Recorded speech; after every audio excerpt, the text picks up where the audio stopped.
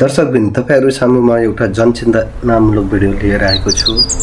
Valentine कुनै खुशी मनाउने दिन होइन, एउटा हत्याको घटनाबाट सुरु भएको दिन थियो र मानिसको भावनासित खेलेर व्यापारको माध्यम बनाइयो।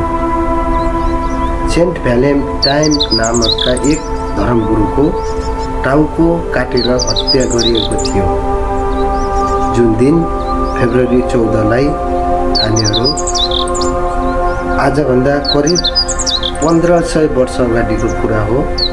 रोमन साम्राज्यमा सेन्ट भ्यालेन्टाइन नामका एक राजा थिए र त्यहाँ सधैँभरि युद्ध चलिरहन्थ्यो र सैनिकहरूलाई लामो समय परिवारबाट टाढा राखिन्थ्यो।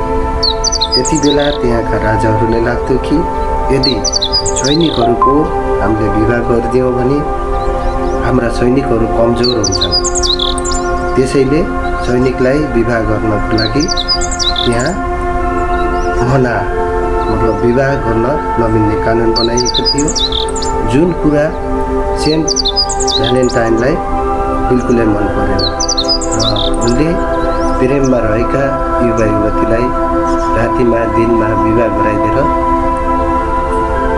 जसरी पनि उनले खुसी गरिरहेका थिए र त्यसै बेलामा उनलाई राजाले पक्राउ गरियो अनि